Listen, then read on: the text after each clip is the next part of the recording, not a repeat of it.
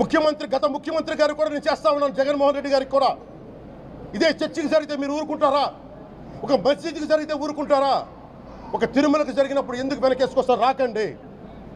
ఏ మతం మీద దాడి జరిగినా సంపూర్ణంగా నాతో సహా మేము ఖండిస్తాం, బయటకు వస్తాం. ఇస్లాం మీద దాడి జరిగితే మేము మాట్లాడతాం, క్రిస్టియానిటీ మీద దాడి జరిగితే మేము మాట్లాడతాం, హిందూ ధర్మం మీద, సనాతన ధర్మం మీద దాడి జరిగితే కూడా నేను మాట్లాడతాను. ఇది మొదటిసారి కాదు, మేమందరం మాట్లాడతాం. తిరుపతి లడ్డూలో జంతు కొవ్వు కలవలేదని చెప్పి సుప్రీంకోర్టు సిట్ ఇచ్చిందనమాట, క్లియర్ చిట్. సో వేలాది మంది మనోభావాలు దెబ్బతిన్నాయి కదా. గోవింద గోవింద, అందరూ హ్యాపీగా ఉండండి.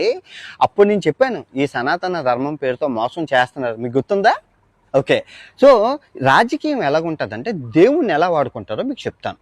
నేను గత సంవత్సరం నుంచి 3 విషయాల మీద ఎక్కువగా మాట్లాడుతున్నాను. రేపులు, మత విద్వేషాలు, అభివృద్ధి, ఈ వీటి గురించి